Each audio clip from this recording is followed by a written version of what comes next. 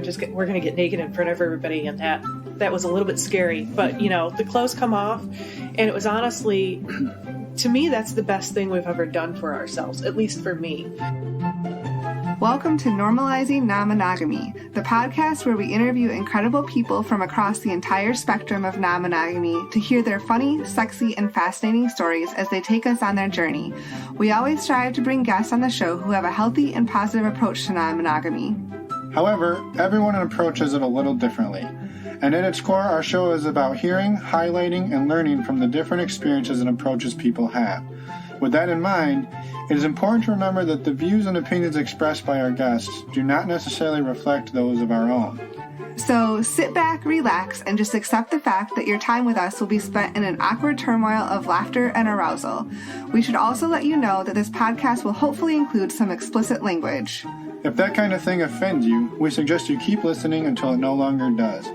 If you're under 18, you either need to stop listening or go get your parents and you can listen as a family. The choice is yours. Enjoy. Welcome to episode 23. Today we have an interview with our really good friends Dave and Steph. Yeah, we met them through Desire. We met them at Desire last year. Desire trip. Yeah. And they came up for the weekend to visit with us, and we actually spent most of the weekend doing escape rooms. I think we spent 2/3 of our life savings trying to get out of small rooms and find keys. Yeah, if you've never done an escape room before, you get locked in a room and you have to do a bunch of puzzles to get out, and it's a lot of fun, so you should definitely check them out. This episode is sponsored by Escape Rooms nationwide. Nationwide. The other thing we wanted to mention is that, again, we did meet them at Desire, and we are really good friends with them and a lot of the people we met at Desire. And guess what? We're going back to Desire this year. November 3rd through the 10th. So if you want an awesome experience, Cooper, Dylan, Ginger, and the rest of the Swing Set crew put on a kick-ass event. Head over to SS Desire, sign up. There's still rooms available. You might get to meet us if we come out of our room. Yep. You might get to meet Dave and Steph because who knows, maybe they'll be there. They might show up. And, yeah. Join us, please. And you can find that at ssdesire.com. The other thing we wanted to do is really quick just mention the partnership we've got with stdcheck.com. Again, this is sort of replacing the STD Test Express partnership that we talked about a while back where we were working with them. They went out of business. STD Check is still in business and is giving us and all of our listeners $10 off every time they get their online STD testing. I mean, you don't do it online. You sign up online and then you go get some blood. You don't just put your blood in the computer. That would be a little weird. They draw blood, get you your results in like a day or two. Take a urine sample, yeah. Do everything at a off-site location. So it's super easy, super convenient, and costs about $200 to get a full screening. So give that a try if you haven't. And our website is normalizingnonmonogamy.com. There you can find the links to the STD check and on our resources page and all of our show notes. You can also find us under the screen name NNM Podcast on Cassie and on Twitter. Now let's go into the interview. Yeah, I hope Dave and Steph aren't bored waiting for us to stop talking. That's true, maybe. All right. Bye, guys. We'll see you in a few minutes. I'm going to be here till like 3 in the morning. That's okay. Sorry, guys, we're not going to make the breakfast. We just finished recording. That's okay. It doesn't matter. This is fun. Okay. Thanks, guys, for joining us. We're really excited that you are here. We're in person for our second in-person interview. We had some friends join us this weekend, and we met them a couple last year at Desire, the takeover with the Life on the Swing Set. Yes. Was their first trip there and our second trip, and now they got to stay on our luxury air mattress in our living room. So thank you for tolerating that and joining us for the weekend. Yep, thanks for having us. Yeah. So do you guys mind starting by introducing yourselves a little bit to the listeners? Your name and age and that type of stuff? Yep, my name is Dave, and I'm 40. Yep, just turned 40. Yeah, you did. Yeah. I'm Steph, and I'm getting close to 40. We're a married couple. We've been together 14 years now. Yes. married 14 years now. Yeah, together for 7 before. Consulting their notes, Yeah. of course. Yes. Yeah. So we married don't for know. 14, together for 21, and we're from the Midwest, just a few hours away from you guys. And Yeah. 6 kids? Yeah, No. 20. 22 kids. Okay. Yes. Wow. No kids. No kids. Okay. That's good. We didn't set up the cradle or anything for the in the living the blow up the inflatable cradle. So, how do you guys approach non-monogamy in terms of your relationship? Is it something that are you guys swingers? Are you polyamorous? Is this something you do every weekend? Are we just another notch on your bedpost this weekend? I don't know exactly how I would classify us. We are just kind of an in-progress couple. We started out very young together, and we've been open-minded the whole time. We always talked about sex a lot when we were younger, just got together at 18 and 19, visited a lot of strip clubs because I was a little interested in women at that point. And over the years, it's just progressed, and we've always talked about it. Yeah, the thing I remember when we were dating, and we were sitting on the couch watching TV, and I'm flipping through the channels, and I went by a show, and it had a topless woman, and then Steph's like, "Well, go back to that," and I'm like, "Really?" And I was like, "All right." That was kind of how it just kind of started that way. It was kind of funny. So was it? I guess when you guys started talking about it, was one person brought it up to the other? Was it just sort of a natural like? You started noticing little things about each other, and the conversation developed from there? Yes. Yeah, I would classify it the second one. Yeah, I can't ever think of... There's very few exact turning points that brought us here. It's just kind of an evolution of us and, discussions, or maybe he remembers it differently. Well, right. I think it was when our initial introduction to the whole thing was when you were in California at school, and we were invited to they call it a sex party. Some of her classmates invited us. Mm-hmm. And good classmates. It was called a lust party. A lust Which party. was a sex party. Okay, yeah. In California. And we're like, yeah, we'll check it out. It sounds kind of fun. And from there it was just... It was awesome. Yeah. We got to go out to Malibu. It was on in a mansion on the beach, and there was a stripper pole and people dancing. There was a big floor mat in one room. And it was a big orgy. There were a couple of different rooms where it was private, and we just did it everywhere we could. Was it overwhelming at all, or was it just... I think it was I had an initial shock because one of our classmates her shirt just whoosh, and I'm like, okay. I was like, all right.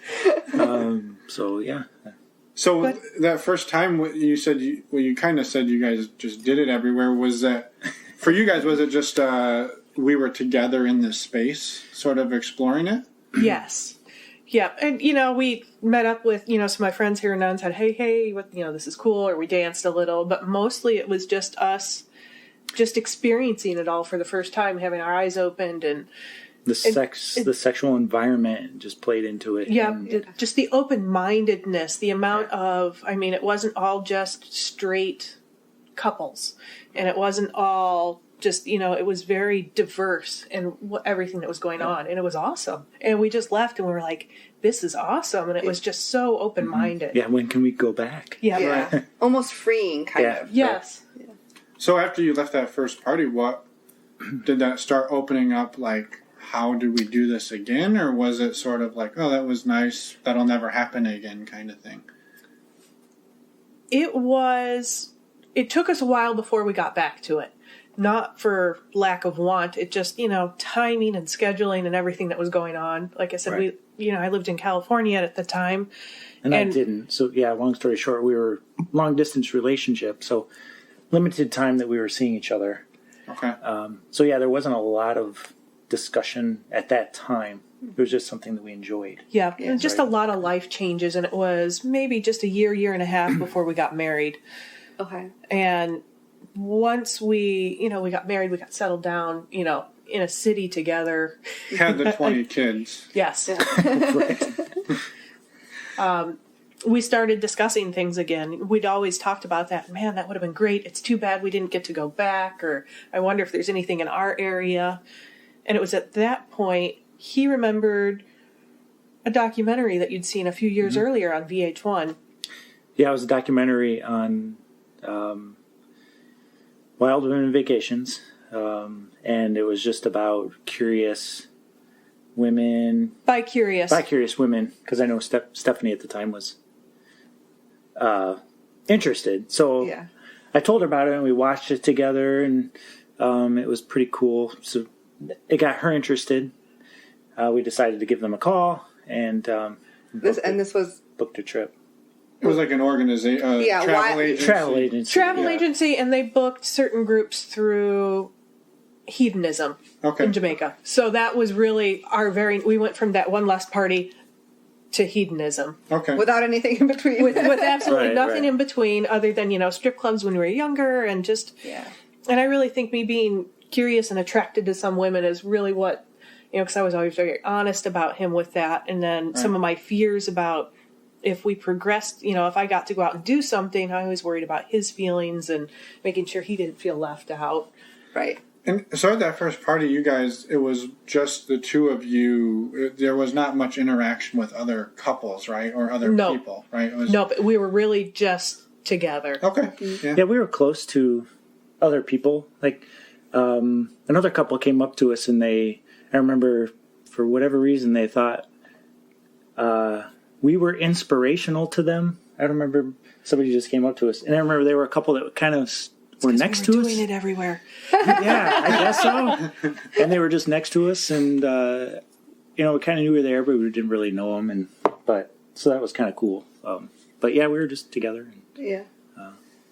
So when you went to Hedo, so you said you watched this documentary, then went to Hedo.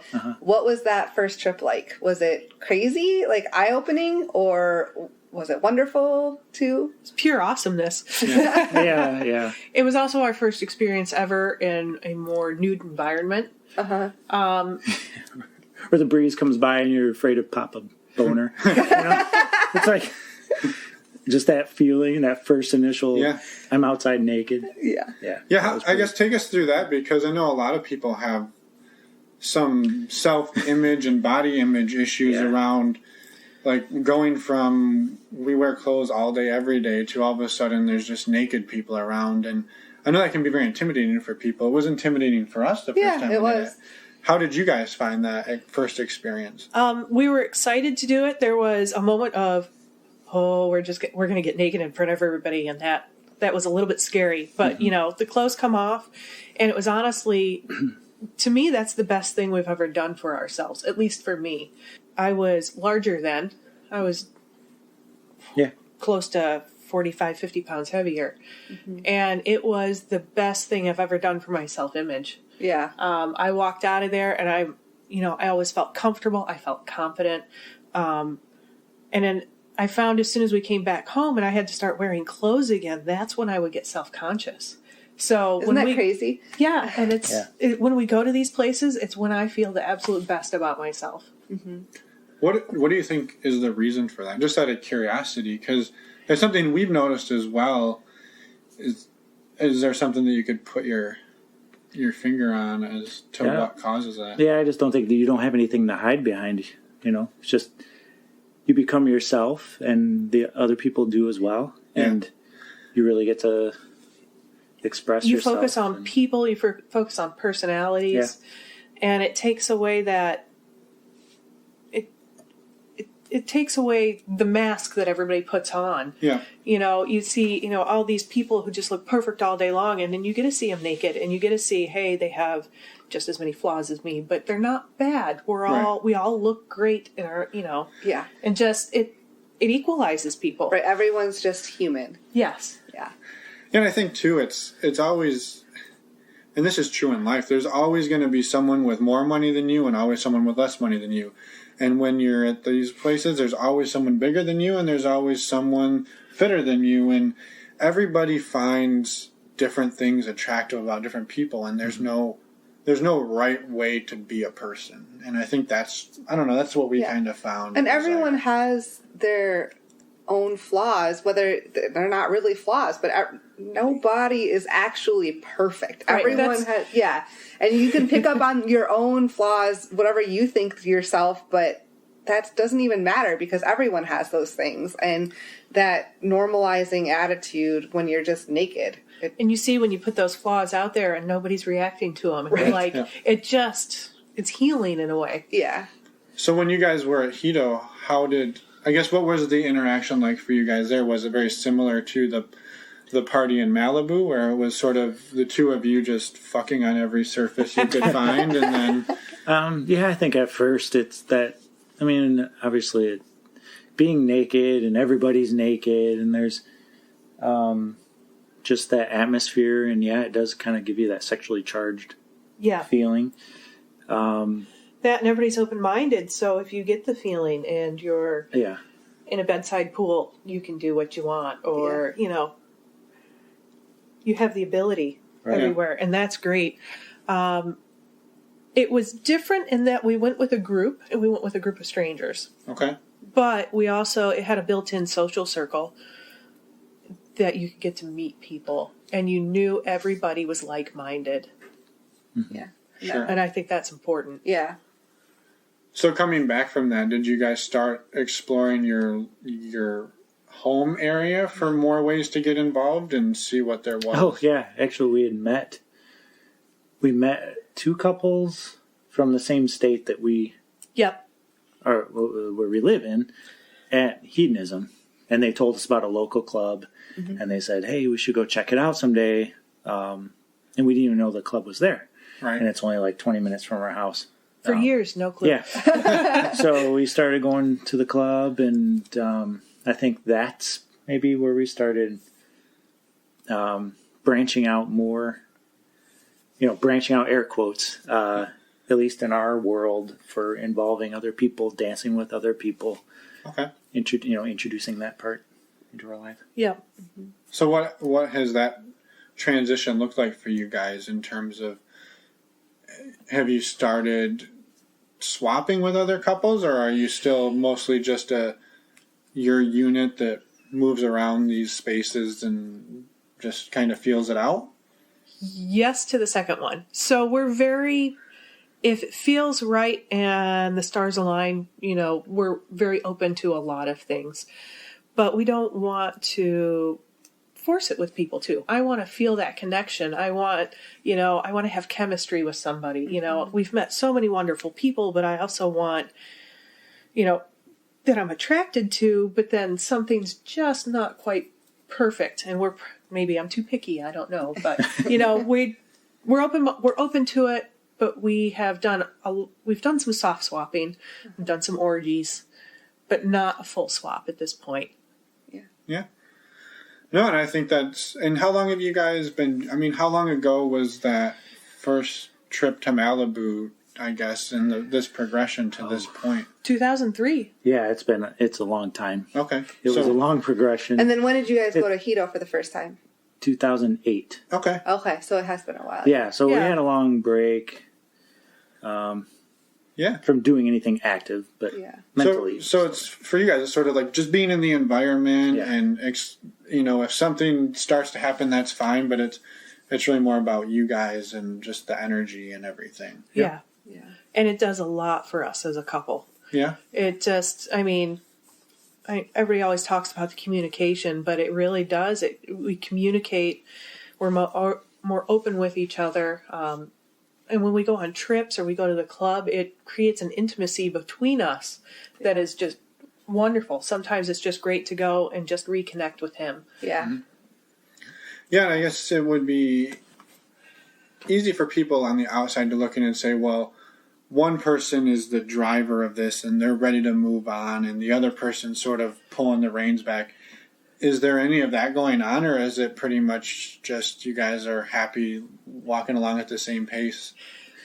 I'd say you probably want to push ahead a little bit more, but not in a pressury way.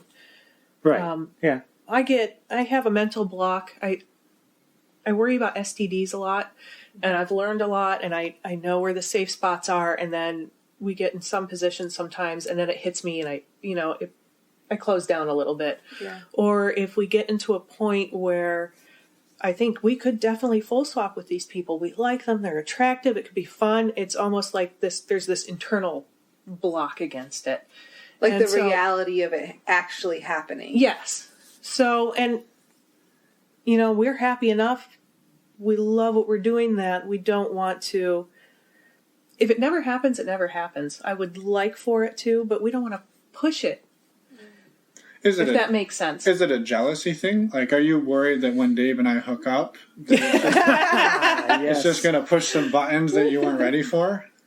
No, I don't think we would be jealous. It's just, I want her, if she wants to do it, I want her to be with somebody she wants to be with, or, you know, and vice versa. Yeah. I assume so. Definitely. I mean, our community, we've been together long enough and we trust each other. I know he's it for me, so. Yeah. Right.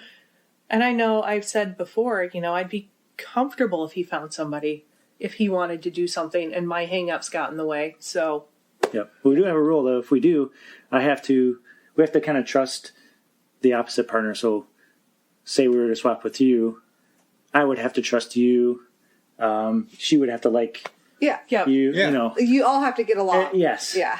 So if Steph didn't like something about someone else, she could say nope, and then I'd be fine with that. Yeah. Yeah, and I think that's something we've talked about quite a bit with other couples on this show too. Is just having that four-way connection is really hard. I mean, we always say we're trying to make friends with benefits, and part of the reason for that is that it really helps that four-way connection. Like, if we're actually going to be friends with you guys, that means I like both Steph and I like Dave. And if I like Dave, then I'm happy if Dave and Emma have, you know, interactions together. And for us, that's really... Or me and Steph. Yeah, or you and Steph. Which actually brings me to another question I had, which was, you mentioned early on that part of the initial trigger for this was Steph being interested in other women. Has that been something you guys have explored at all, or has that shifted it at all since you... It's been minimally explored.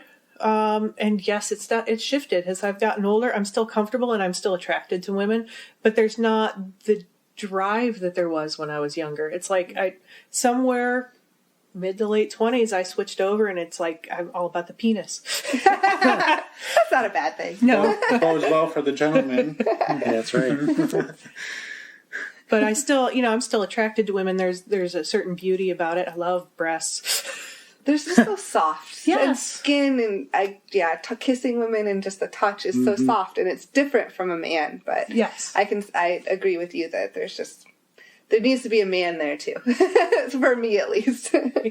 So one of the things you mentioned, not to interrupt you guys talking about each other's breasts, but one of the things you mentioned earlier was your concern about STIs, and that what steps have you taken to maybe help ease those concerns, or how has that progressed for you guys?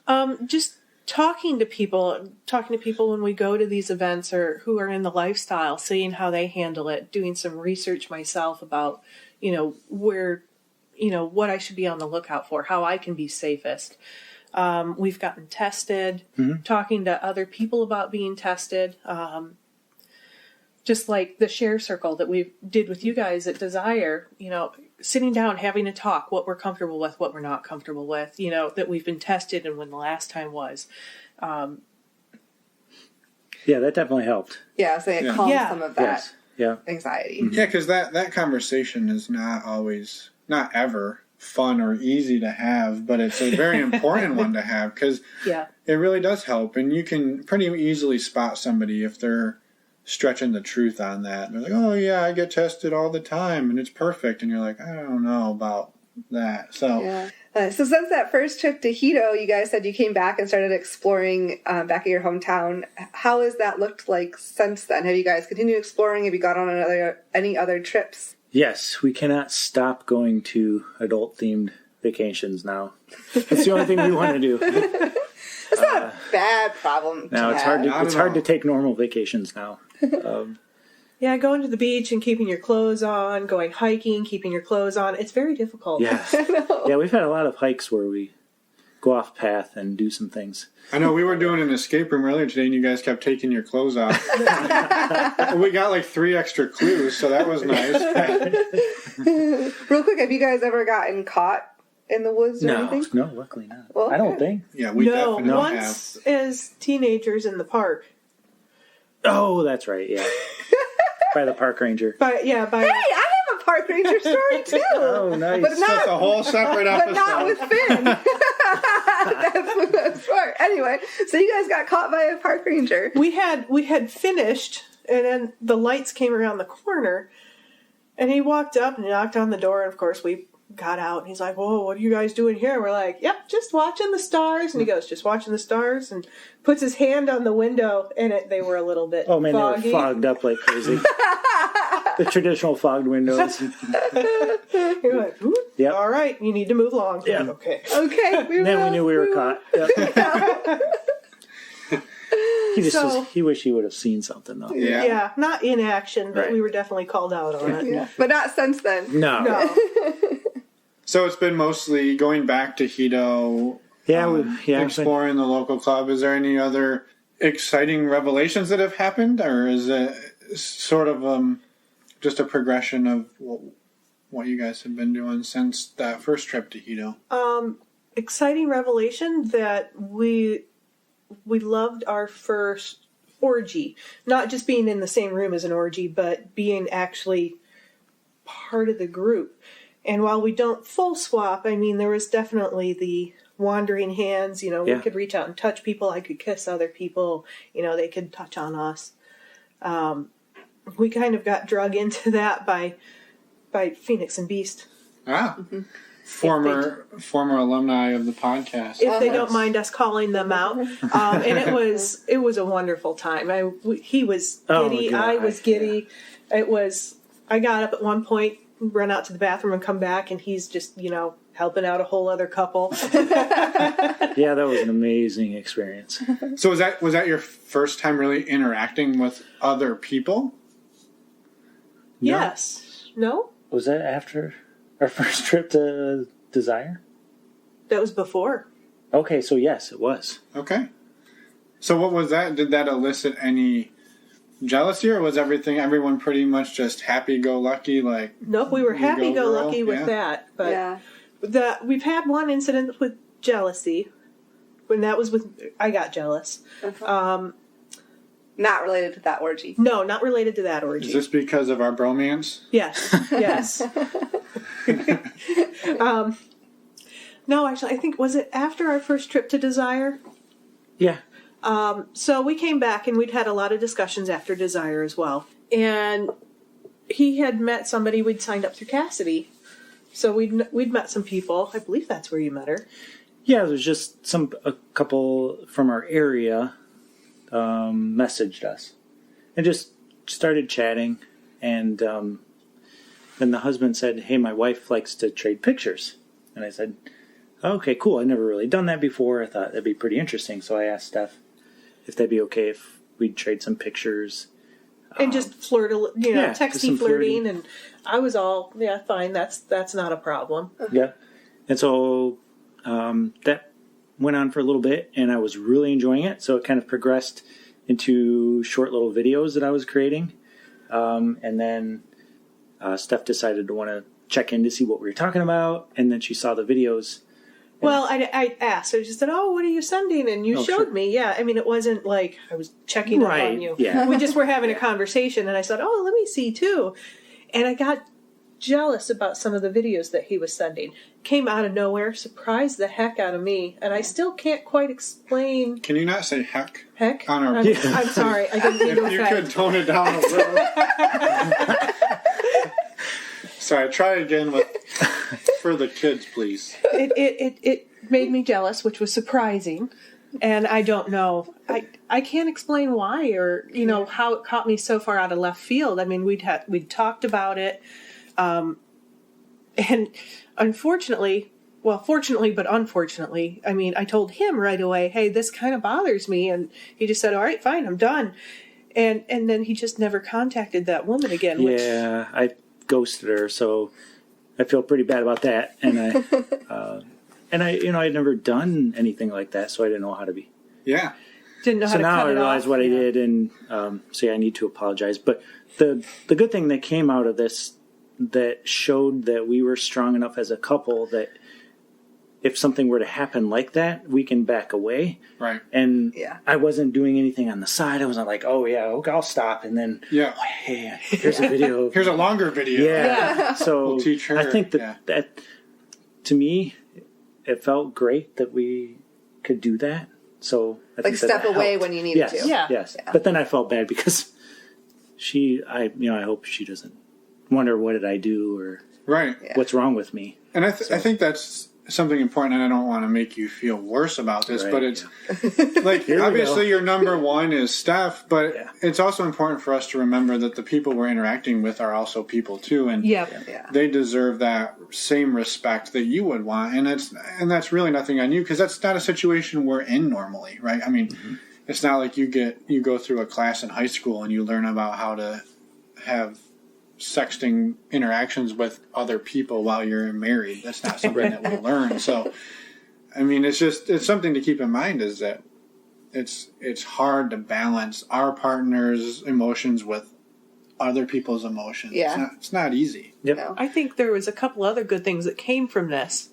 One of them was we learned how much he likes some attention to be able to do, the videos, the pictures, and, get that positive affirmation from others. You were really enjoying just being able to flirt with this woman like that. And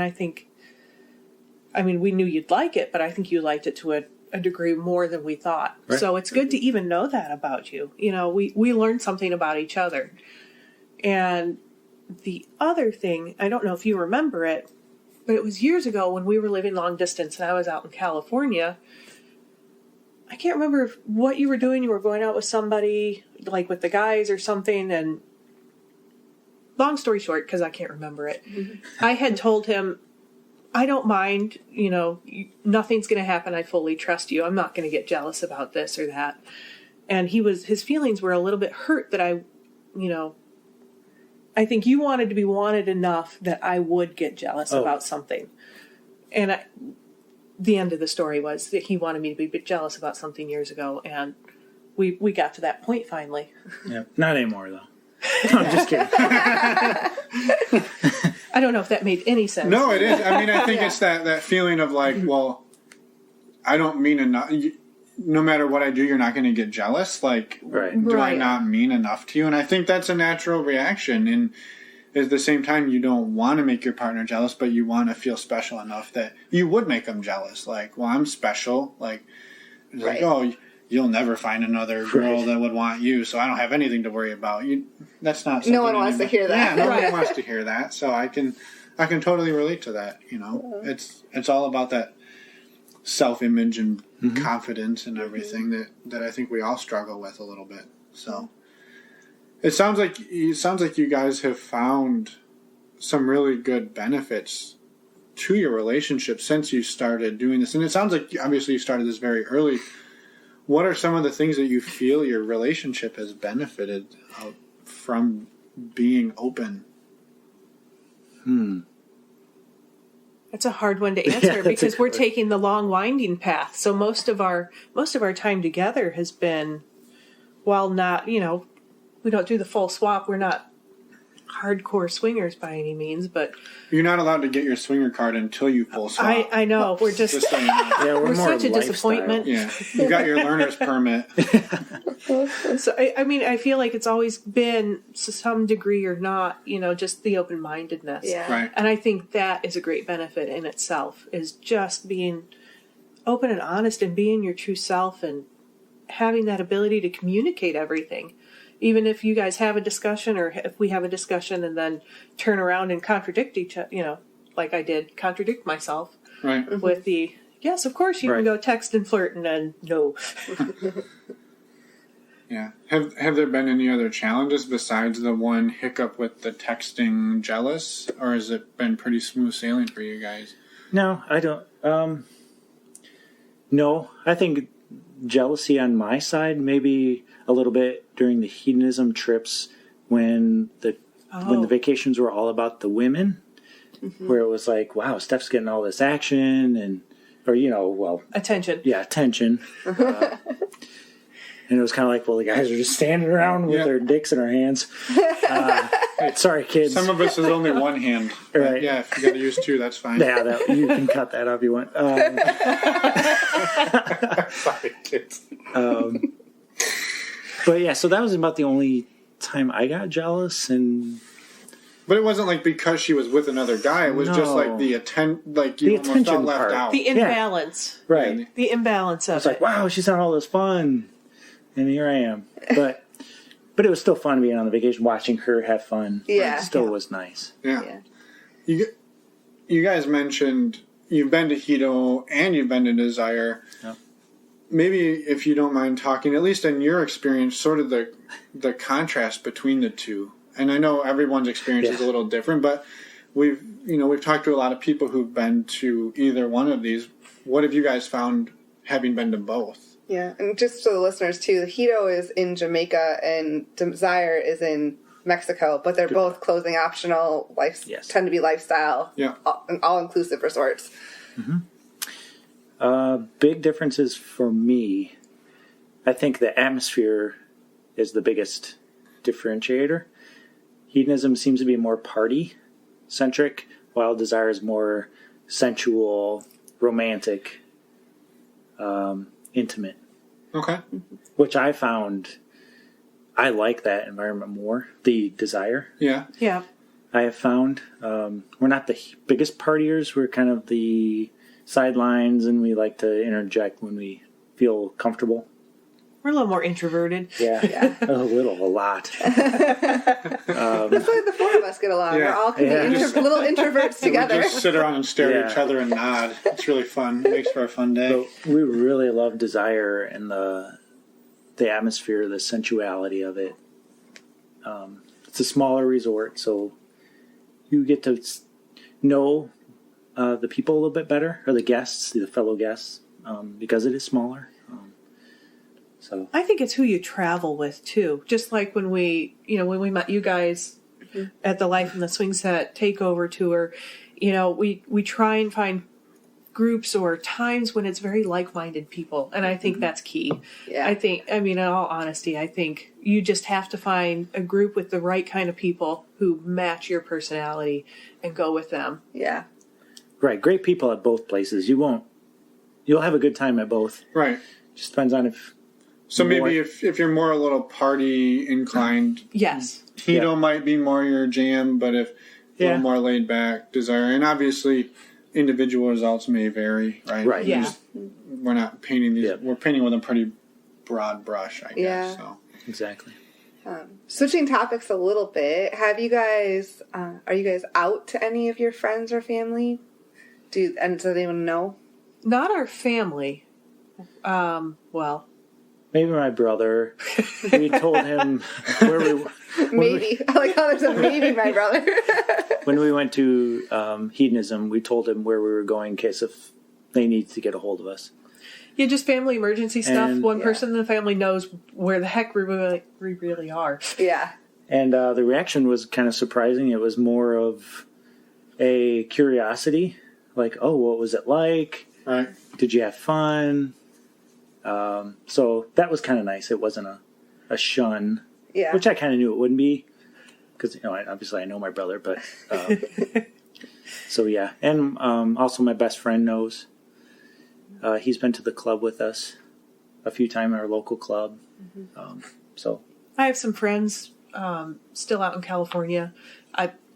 Well, hell yeah, they were throwing the parties. They're the ones I went to the first party with. I know I've told a few of them that we've been to Hito. We've kind of fallen out of some touch, just because life and, they're 2,000 miles away. Mm-hmm. But, I'm pretty sure that they know at this point as well. And that's fine. I mean, I was with them when we got started into it at that first Lust party. So, right. And it's nice to have people who know, even if they're not in it, you just know there's somebody who knows your complete self. Yeah. We were having a conversation offline earlier that when we're around people that are just open-minded, you do feel like you can be yourself so much more. Yes. And that it just takes a what is it? It takes a weight off your shoulders. Yeah. That's what I'm trying. Yeah, a weight off your shoulders, exactly, which is a wonderful feeling, and I hope more people can feel that and experience that. Where not that you have to be non-monogamous or even try it out if it's not for you, but just that you're in an environment that you can talk about anything and not get judged by other people. Right. At least have that conversation. Yeah.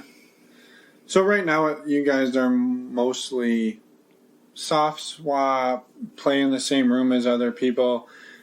Do you have any sort of ideas of where that will take you, or is it sort of just whatever happens, we're just willing to go with the flow?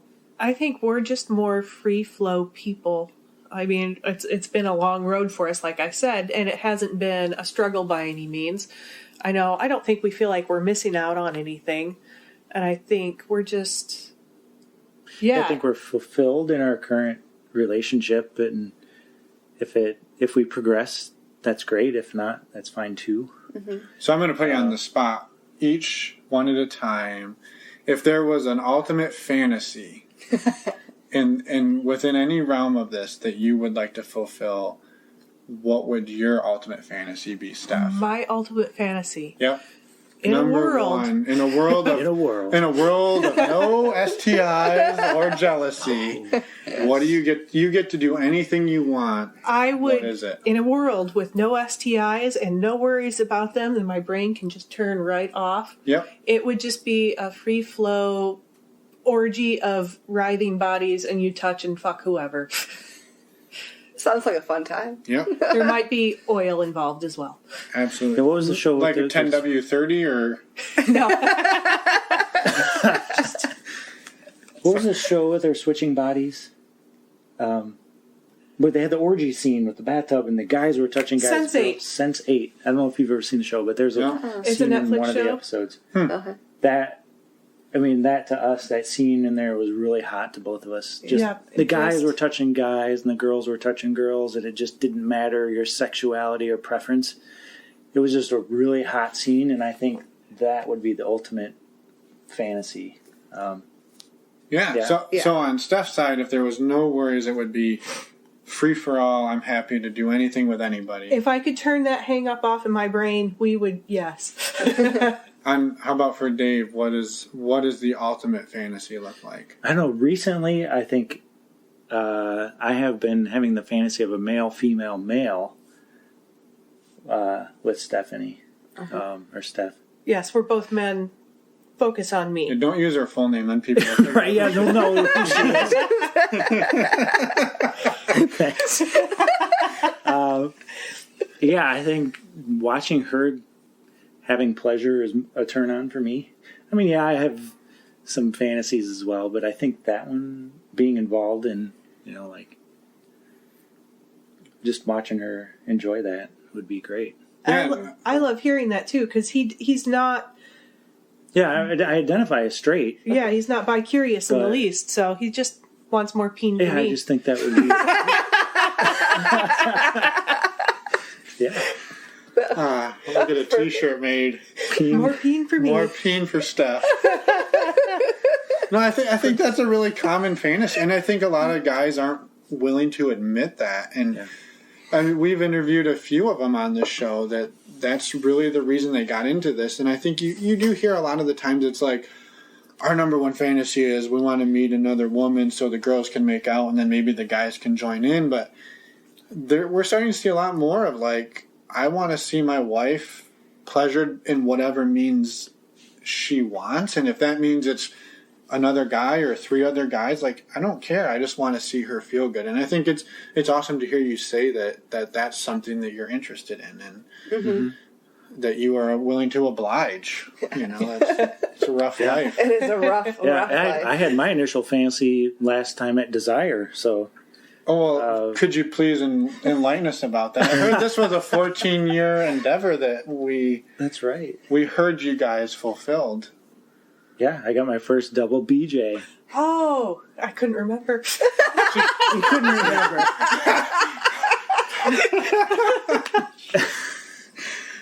It was that exciting. Yeah, I was gonna say, please tell us more stuff. Yeah, you were involved.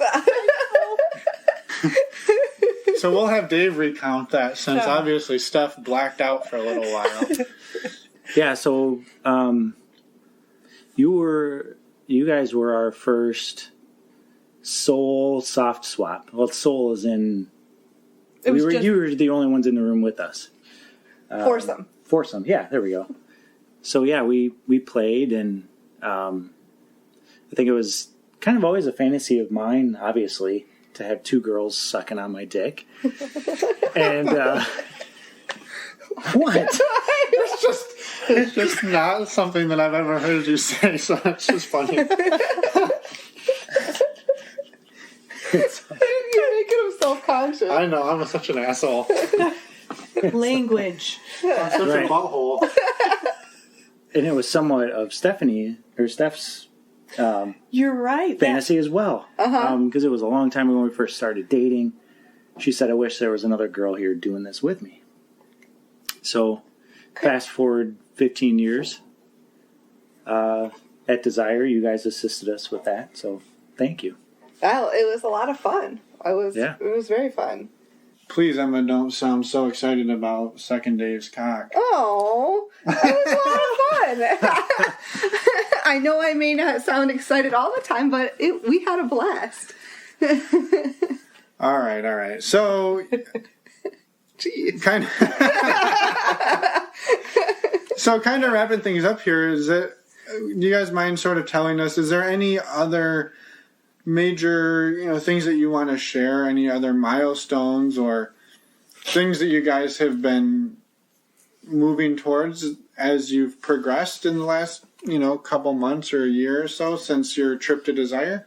Yeah, we've started to be a little more brave, breaking out of our bubble a little bit. We started to reach out to people on Cassidy, sending messages, just kind of opening the communication channels to see if anybody clicks. And, we were willing to meet with them at a local club. I think, I don't know, this may seem backwards, but it would be more awkward for us to meet somebody at a restaurant. I know this is how we first met. Yeah. Before we went to Desire, but it's more awkward for me to meet a new couple at a restaurant or something where you're directly interacting and you're trying to think of things to talk about. It's really hard for us. So we met some people at a local club, and and it worked out. It did, and we talked with them for hours, and we hit it off with them, and it does seem awkward it just seems off base that you'd want to go to the local sex club to meet somebody and feel less pressure there than in a restaurant. But, we always had that opportunity where we could kind of meet up and talk. And then if we wanted to, we could go dance and they could go to the playroom. It wasn't like a forced, Right. one-on-one the entire time. There were other places we could go. It just happened that we hit it off and were able to end up back in the playroom. Yeah. So, yeah. No, I mean, that's really cool. And I think overall your guys' story is really fascinating to us because you've been doing this almost longer than we've been alive, like 15. Oh, wow. Oh, yeah. No, I'm just kidding. You guys have been doing this for almost 15 years, but there's people who have jumped in and started doing much more than you guys have on day one. And I think it just shows that there's such a range of you don't have to do what other people think you have to do to make your relationship open or non-monogamous. That you guys can just explore at your own pace for years and years and years or decades even. And I just think that's awesome that you guys don't give a shit what other people think. You do whatever's making you comfortable. Neither one of you is pressuring the other person to move on. And I think it's really refreshing that you guys can do whatever you feel like for as long as you feel like it. And if something moves on beyond that, that's great. But if not, it doesn't matter. And I admire that because I know a lot of people feel pressure to fit into a mold, and you guys don't. Just keep going and going, and pushing and pushing, Yeah, you don't give a rip about the molds. You make your own mold. Yeah. Well, thank you. I will say sometimes we do worry about the mold. Oh, we're the only ones not doing, but, we're not comfortable, so we won't push ourselves. But, so sometimes there is still that are we making other people uncomfortable? Do they think we're just the lurkers or? So is there any resources that you guys found particularly useful when you were over the last 15 years that you guys have been navigating this whole scene that you think anybody listening would find useful, whether it's a podcast, a book, anything? I don't know. You mentioned the one documentary. Oh, right. That got you started into Hito. Yeah, the whole thing that got us started was it's a VH1 documentary. It's old. I don't even know if it's out there anymore. I don't think it is at this point. In the archives maybe. But, I think just podcasts and in general, I don't know. Really, You're just winging it on your own, huh? Yeah. Fuck these resources. I guess talking to people. Yeah. The Desire, the group that we met at Desire, everybody was welcoming, and it was such a great group. Everybody was making sure we were comfortable all the time. Everyone. It was great. You could ask them anything. And yeah. I would say, the greatest resource is just people in the lifestyle. Yeah. And even though we're introverted, we're so much more relaxed and easy to, it's easier to talk to people when you go to these places because you already know they have an open mindset. And just hearing their stories and how they've approached things and learning things from one another, I would say that would be the greatest resource. Mm-hmm. Right.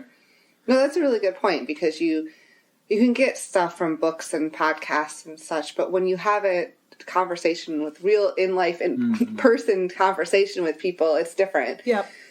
Yeah, somebody should really make a podcast like that where they just interview other normal people and see what their stories are like. Somebody should really make that.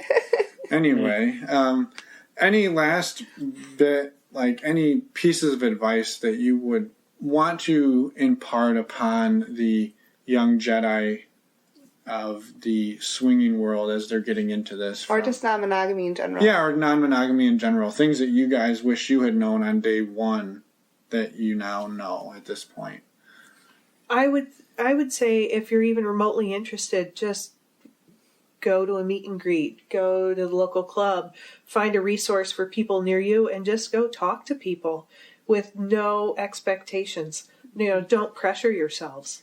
I think that would be the best thing that we were told when we were younger. Just no pressure. Just go and enjoy yourselves, and whatever happens, happens. Mm-hmm. Well, I think you guys are a great example of that. That maybe we're not ready to play with other people, but we can still go to that environment, and we're still going to be a unit. Yeah. We don't have to have sex with other people just because we're at a sex party. I think that's great. Yeah, I think that's kind of the term swingers. It still had that stigma of the 1970s. Yeah. Or whatever that was. And that's why I kind of like to use the word lifestyle, because it's more of it's just a lifestyle that you live. It's more living free and open-minded and playful. Yeah, having fun. That's just the kind of the mindset that we stick with. Mm-hmm. Awesome. Well, I like that. Yeah, and thank you guys again so much for taking the time to drive all the way up here to hang out with us for the weekend, and also to sit down and share some drinks and share some stories. Yeah, and to share with people that, we've talked to a lot of people on this show who are full-on polyamorous or full-on swinger where they're full swap, but for you guys, it's really neat that it's something that comes up and you guys just take it as it comes at you, and it's been a 15, almost 20-year journey now, and you haven't felt that pressure it's been year 10, we probably ought to start full swapping. And I just think that's really awesome that you guys don't care about what other people think. You do whatever you're happy with, and it's working out great for you guys. So I would agree.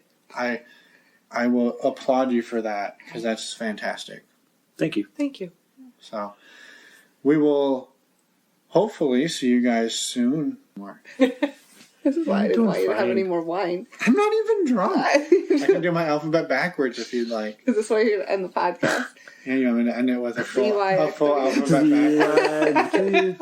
No, he can do it really fast. I won't. I don't want to bore. You don't want to show off. Yeah, I don't want to bore the people.